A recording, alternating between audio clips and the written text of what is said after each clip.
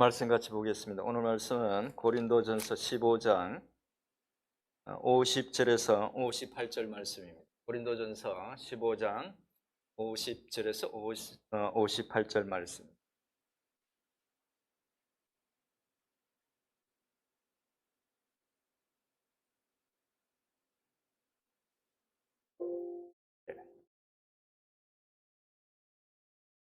제가 말씀을 받들어 읽겠습니다. 고린도전서 15장 50절에서 58절에 기록된 하나님의 말씀입니다. 형제들아, 내가 이것을 말하노니 혈과 육은 하나님 나라를 이어받을 수 없고 또한 썩는 것은 썩지 아니하는 것을 유업으로 받지 못하느니라.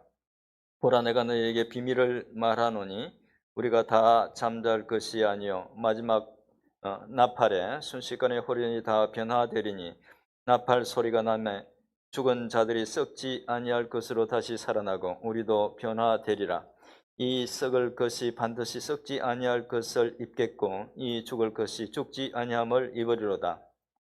이 썩을 것이 썩지 아니함을 입고 이 죽을 것이 죽지 아니함을 입을 때에는 사망을 삼키고 이기리라고 기록된 말씀이 이루어지리라. 사망아, 너의 승리가 어디 있느냐? 사망아, 네가 쏘는 것이 어디 있느냐? 사망이 쏘는 것은 죄요 죄의 권능은 율법이라. 우리 주 예수 그리스도로 말미암아 우리에게 승리를 주시는 하나님께 감사하노니. 같이 읽겠습니다. 그러므로 내 사랑하는 형제들아, 견실하여 흔들리지 말고 항상 주의 일에 더욱 힘쓰는 자들이 되라. 이는 너희 수고가 주 안에서 헛되지 않은 줄 알미라. 아멘. 아멘. 잠깐 기도하겠습니다. 은혜로우신 아버지 하나님, 감사합니다. 오늘도 저희들 세상에 있지 않고 이 예배의 자리에 있게 해주셔서 감사합니다. 이 시간 또 저희들 말씀 앞에 섭니다. 말씀을 통해서 주님 깨달을 수 있도록 성령께서 역사해 주시고 또 말씀을 전하면서 들으면서 피차에 은혜 받는 귀한 시간 되게 해주시옵소서. 예수님의 이름으로 기도드립니다. 아멘. 여러분들은 장차 예수님이 재림하실 때 부활해서 영원히 살게 되리라는 것을 얼마나 자주 생각하십니까? 그리고 그 사실에 대해서 얼마나 진지하게 생각하십니까? 사실 부활은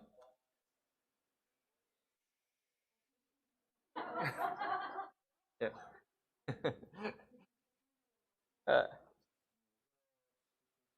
네, 예. 예, 사실 부활은 우리가 신앙생활을 하게 되는 그런 궁극적인 이유입니다. 우리가 주님 안에서 얻은 생명이 언젠가 있을 부활로 이어질 것이기 때문에, 그것이 또한 영생으로 이어질 것이기 때문에 우리가 주님을 믿는 것입니다. 부활은 바로 신앙의 핵심인 것입니다. 그런데 성도님들과 이야기를 이렇게 나누다 보면 이 중요한 사실에 대해서 진지하게 생각하는 분들이 의외로 적다는 것을 발견하게 됩니다. 심지어 그런 것을 정말로 믿느냐는 듯이 말하는 분들도 있습니다. 부활에 대한 이런 태도는 따지고 보면 믿음이 없다는 것일 수도 있고 또 있다 하더라도 아주 중요한 부분이 빠져있는 온전하지 못한 믿음을 갖고 있는 것이라고도 할 수 있습니다. 왜냐하면 믿음의 결국은 뭐죠? 영원 구원이고, 영원 구원은 곧 주님과 함께 영원히 사는 영생을 의미하기 때문입니다. 그리고 그 영생은 부활이 있어야 가능한 것이죠. 우리는 오늘날 신자들이 더욱 현세적인 것에 집착하고 신앙에 대한 열정이 점점 식어가는 것을 봅니다. 또 고난과 실패를 겪게 되면 쉽게 신앙을 포기해 버립니다. 저는 그 중요한 이유 중에 하나가 바로 부활과 영생에 대한 보다 분명한 확신을 갖지 못하기 때문이라고, 그러니까 진정으로 부활과 영생에 대한 소망이 없기 때문이라고 생각합니다. 왜냐하면 영원히 살 그날에 대한 분명한 소망이 있다면 그렇게까지 현세적인 것에 집착할 수 없기 때문입니다. 그리고 부활에 대한 소망이 있다면 신앙이 그렇게 힘이 없고 또 형식적일 수 없고 또 고난과 실패가 있다고 해서 쉽게 포기할 수도 없기 때문입니다.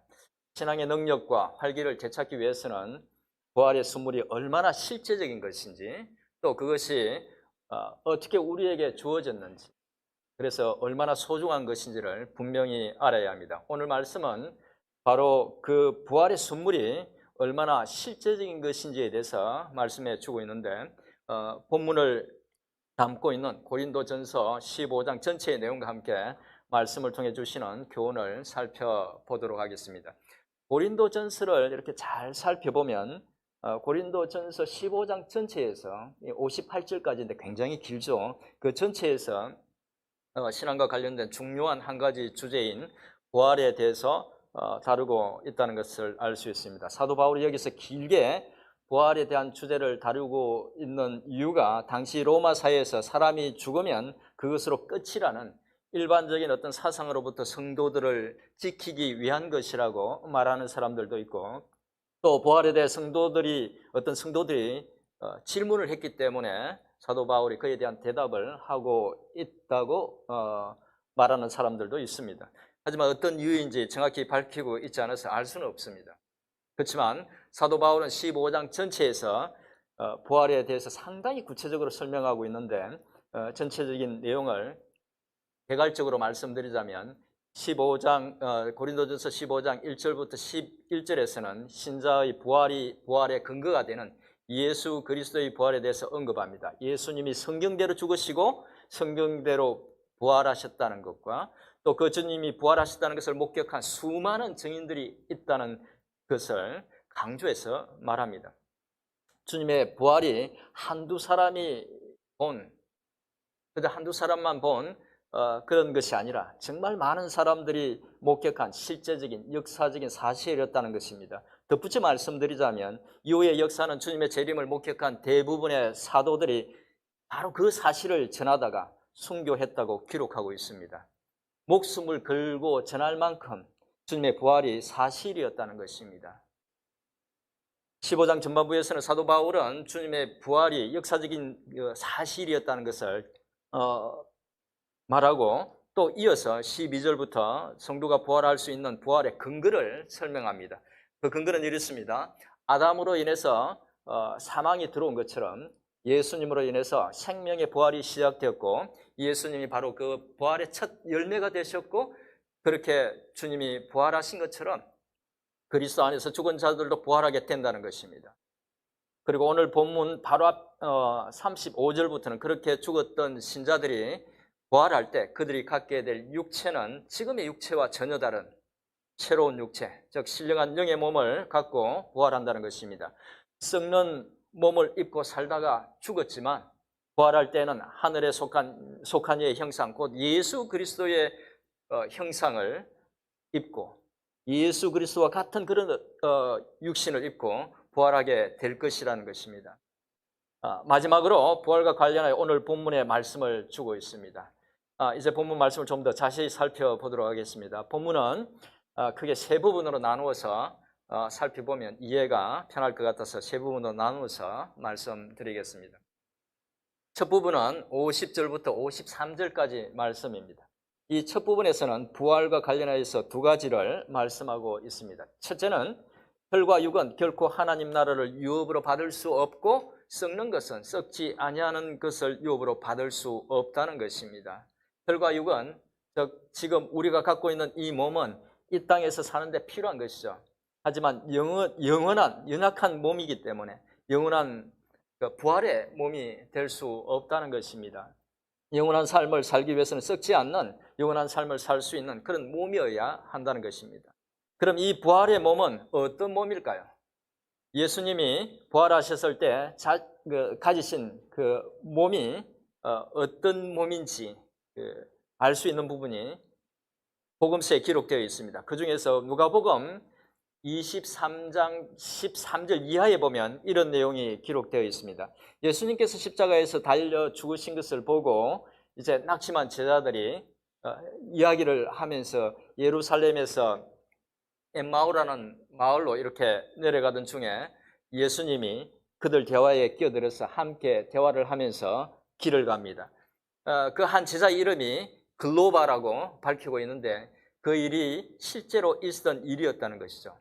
그런데 그 내용을 보면 처음에는 두 제자가 주님을 알아보지 못하다가 예수님이 당신의 죽음 그리고 또 부활과 관련된 성경의 내용을 풀어서 설명하시고 마침내 그들과 식사하던 중에 그들의 영적인 눈을 뜨게 했을 때 그분이 예수님이었다는 사실을 알게 됩니다.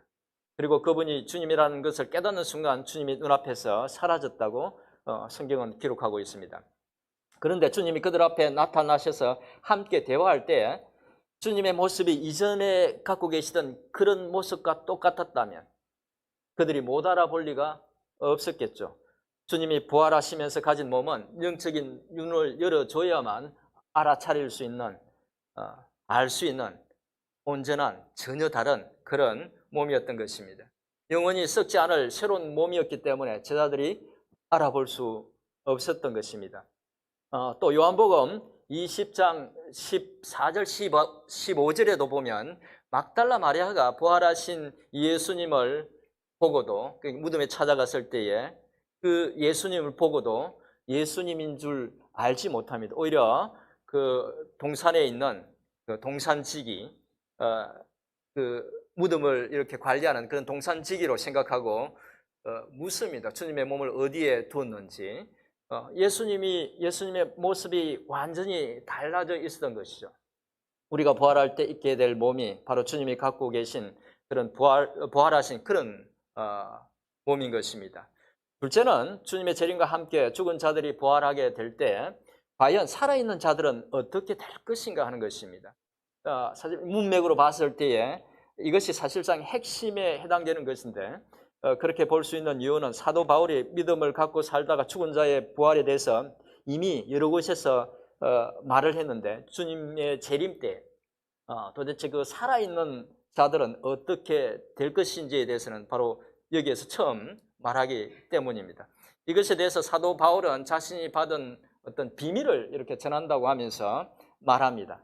비밀을 전한다는 것은 이전에 하나님께서 어느 누구에게도 계시한 적이 없는 그 계시를 받아서 이제 새롭게 전한다는 것입니다. 부활과 관련하여 바울이 받아서 전하는 하나님의 새로운 계시는 주님이 재림하시면서 재림 나팔이 울릴 때 살아있던 자들은 지금 갖고 있는 이 몸이 순식간에 변화된다는 것입니다. 그러니까 주님께서 재림하실 때 살아있던 신자들은 다시 죽음을 맛보지 않고 썩지 아니할 온전한 몸으로 순식간에 변한다는 것입니다.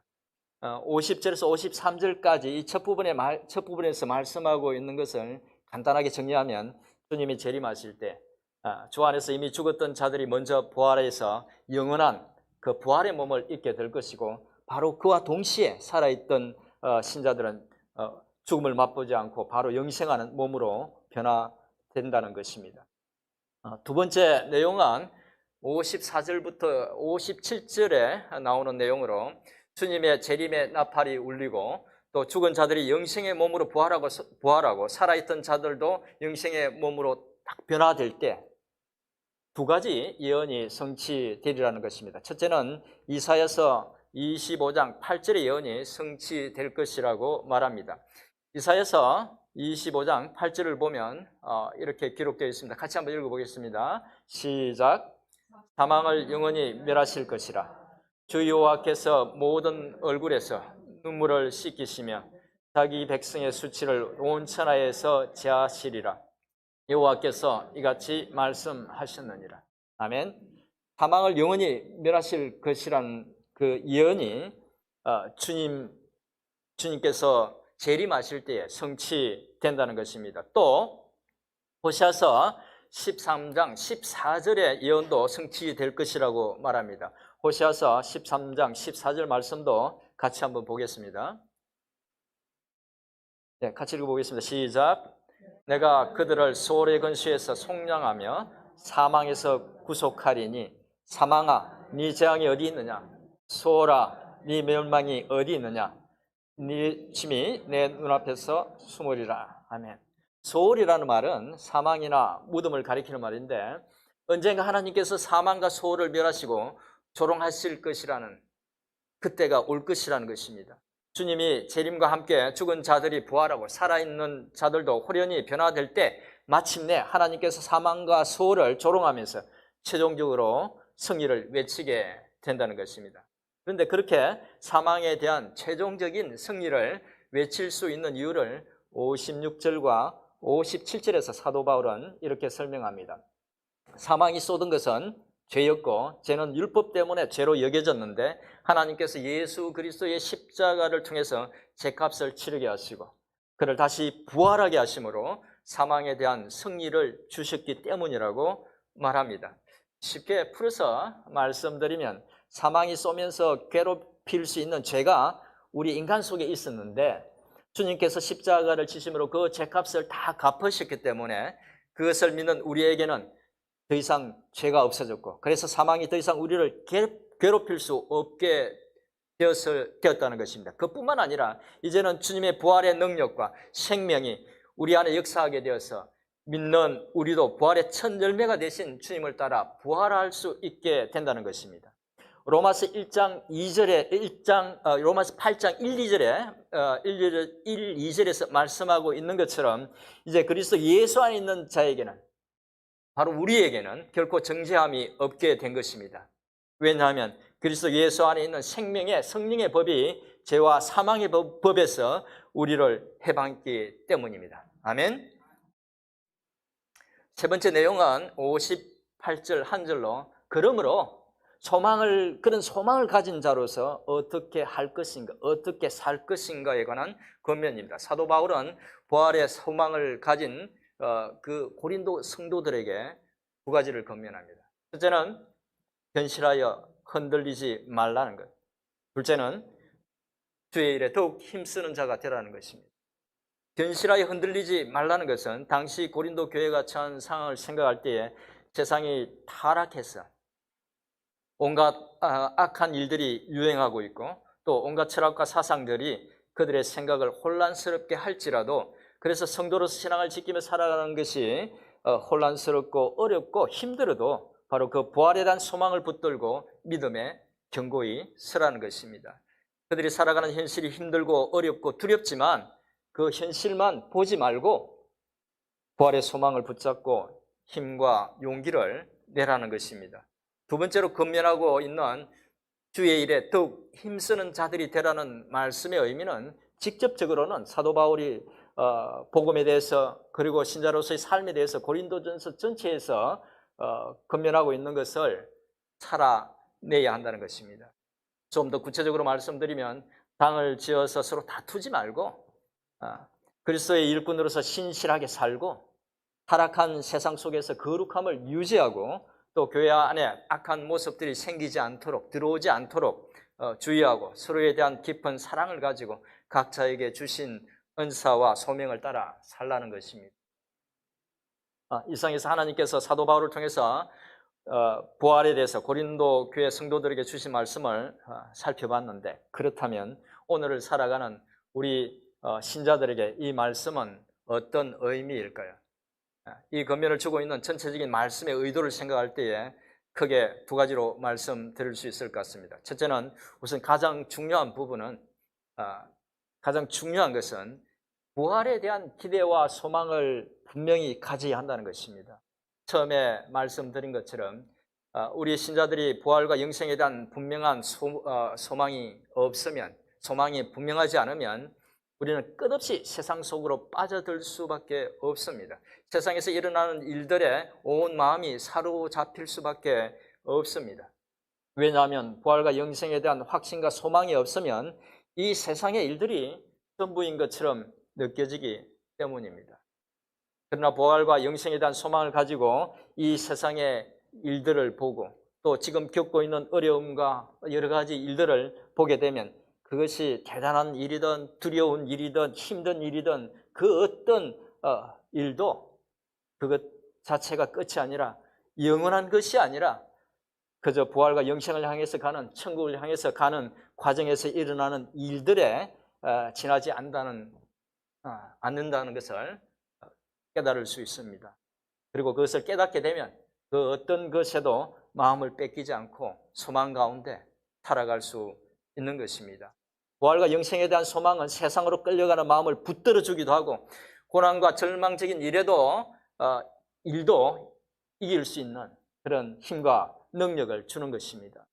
그런 면에서 보면 부활과 영생에 대한 소망은 우리의 삶과 또 신앙생활의 어떤 그런 균형을 잡아주는 추와 같은 것입니다. 요즘 전 세계적으로 코로나 바이러스 때문에 경제적으로 사회적으로 아주 힘든 상황입니다. 곧 끝날 것 같았는데 이렇게까지 힘든 상황이 계속되다 보니 사람들이 지쳐갑니다. 그리스도인들도 마찬가지입니다. 그런데 지금과 같은 이 코비드 상황에서 비록 경제적으로 어렵지만 여러 가지 사는 것이 불편하고 힘들지만 부활과 영생의 관점에서 보면 이 코비드 또한 부활과 영생을 향해서 가는 여정에서 발생하는 한 사건에 불과합니다. 우리가 극히 조심해야 하지만 두려워할 일이 아니라는 것입니다. 코비드 19이 우리의 보장된 영생을 결코 바꿀 수 없는 것입니다. 주눅 들지 말고 담대하게 살아야 한다는 것입니다. 또한 견디기 힘든 고난도 절망적인 일도 그것이 끝이 아니라는 것을 알기에 우리는 넉넉히 견딜 수 있는 것입니다. 우리 각자는 서로 다른 인생의 고난들을 갖고 있습니다. 어떤 고난은 죽을 때까지 계속될 것 같은, 아니 계속됩니다. 또 그래서 깊은 절망을 느끼게 합니다. 그러나 그 고난과 절망이 끝이 아니라 그 끝에 우리가 사모하고 의지했던 주님이 계시고 우리는 그 주님이 주시는 부활을 덧입고 영원히 살게 될 것입니다. 견디기 힘든 고난 가운데 계신다면 이 부활의 소망을 다시 한번 굳게 붙드시기를 축원드립니다. 설령 그것이 불치의 병이라 할지라도 회복하기 어려운 실패라 할지라도 부활에 대한 분명한 소망은 그 모든 것을 뛰어넘는 힘과 용기를 줄 것입니다. 그 소망 붙드시기를 다시 한번 축원드립니다. 오늘을 살아가는 우리 신자들에게 주는 두 번째 교훈은 고린도 교회 성도들과 마찬가지로 부활과 영생에 대한 소망을 가진 자로서 우리가 지금 살아야 할 삶의 몫을 살아내야 한다는 것입니다. 58절에서 검열하고 있는 것처럼 주의 일에 더욱 힘쓰는 자가 되어야 한다는 것이죠. 우리는 부활과 영생의 소망을 가진 자답게 이 세상에 살고 있지만 이 세상에 속한 자가 아니라 하늘에 속한 자로서 주님이 원하시는 거룩한 삶을 살아야 할 것입니다. 이 말을 교회 일만 열심히 하라는 말로 오해해서는 안 됩니다. 자주 드리는 말씀이지만 가정에서, 직장에서, 사람들과의 교제 속에서, 그러니까 삶의 전 영역에서 그렇게 해야 한다는 것입니다. 삶의 전 영역에서 그리스도의 향기를 풍기면서 살아야 한다는 것입니다. 아마도 그 중에서 가장 크고 중요한 일은 우리가 받은 이 귀한 선물을 아무 공로 없이 그저 받았기 때문에 그 선물을 주기 위해서 십자가에서 피 흘려주신 주님의 은혜를 받기 위해서 또 그 축복을 함께 누리기 위해서 만나는 사람들에게 복된 소식과 함께 부활의 소망을 전하는 일, 그 일이 가장 중요한 일일 것입니다. 그것은 또한 주님께서 부활 성천하시면서 마지막 제자들에게 부탁하신 지상 명령이기도 합니다. 만나는 사람마다 복된 소식을 전하시기 바랍니다. 특별히 당부드리는 것은 말로만 전하지 말고 삶으로 전하시기 바랍니다. 어떤 영혼도 소홀히 대하지 말고 늘 사랑으로 위로하고 격려하면서 또 늘 기쁨과 감사의 삶을 살면서 하나님을 믿고 사는 그 삶의 아름다움을 보여주시기 바랍니다. 부활과 관련해서 이제 마지막으로 한 가지 더 말씀드리고 오늘 말씀을 마치겠습니다. 덧붙여 말씀드리고 싶은 것은 초대교회 성도들이 안식일이 아닌 안식 후 첫날 주일로 지켰던 이유는 바로 그날이 주님이 사망을 이기시고 구원을 완성한 날이었기 때문이라는 것입니다. 주님의 죽음과 부활로 구약의 율법 요구를 다 이루셨기 때문에 더 이상 안식일과 같은 특별한 날을 지정해서 지킬 필요가 없었지만 초대교회 신자들은 바로 이 날이 주님이 사망을 이기신 날이자 또 그들이 부활의 소망을 갖게 된 바로 그 날이기 때문에 그날에 함께 모여서 그렇게 예배를 드렸던 것입니다. 그들은 주일마다 모여서 구원의 은혜에 감사하면서 또 부활 성천하신 주님이 다시 오실 것이라는 것을 기대하고 소망하면서 그리고 주님이 부활하신 것처럼 자신들도 부활해서 영원히 저 천국에서 주님과 살 것이라는 소망을 기억하면서 예배를 드렸던 것입니다. 부활한 그들이 매 주일 모여서 예배를 드렸던 아주 중요한 한 가지 이유였고 또 모일 때마다 기억했던 주제였던 것입니다. 우리도 주일 예배로 모일 때마다 부활과 영생을 선물로 주신 하나님의 그 은혜를 기억하고 감사해야 할 것입니다. 이제 말씀을 정리하겠습니다. 사랑하는 성도 여러분, 우리가 살아가는 세상은 믿음으로 살기가 쉽지 않은 세상입니다. 괴로운 일도 많고 힘든 일도 많습니다. 하지만 우리에게는 주님이 약속하신 부활과 영생이 있습니다. 우리는 결코 죽어도 죽는 사람이 아니고 망해도 망하는 사람이 아닌 것입니다. 어렵지만 힘들지만 그럴수록 더욱 주님의 부활로 보장된 그 산 소망을 붙들고 힘과 용기를 내는, 그리고 그 부활의 소망을 전하면서 활기찬 삶을 살아가는 우리 모두가 될 수 있기를 주님의 이름으로 축원드립니다. 이 시간 말씀을 생각하면서 한 1, 2분 정도 통성으로 기도하겠습니다. 하나님 아버지, 감사합니다. 오늘도 저희들 말씀으로 해 주시기 바랍니다. 주님, 우리에게 그 귀하고 복된 그 놀라운 부활의 소망이 있다는 것을 주님 이 시간도 말씀해 주셔서 감사합니다. 세상 바라보지 말고 세상만 쳐다보지 말고 그 부활의 소망 붙들고 주님 힘내서 용기 내 살아가는 저희들이 될 수 있도록 도와주시옵소서. 아버지 하나님,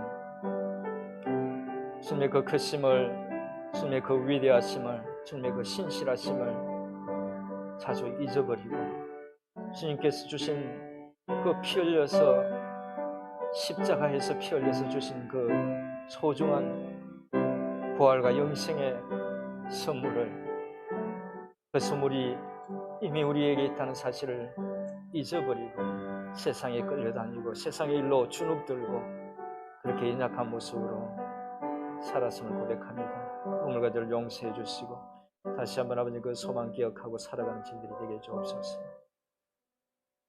살아계신 하나님 아버지, 오늘도 말씀을 통해서 저희들이 자주 잊어버리는 부활과 영생에 대해서 교훈해 주시고 다시 한번 일깨워 주셔서 감사합니다. 이 땅에서의 삶이 끝이 아니라 주님의 재림과 함께 부활해서 영원히 주님과 함께 살게 될 것이라는, 사랑하는 이들과 영원히 살게 된다는 것을 기억하고 잠시 있다가 없어질 세상의 것에 너무 마음 뺏기지 않도록, 세상의 일 때문에 너무 낙심하고 좌절하지 않도록 저희를 소망 가운데 붙들어 주옵소서. 예수님의 이름으로 기도드립니다. 아멘.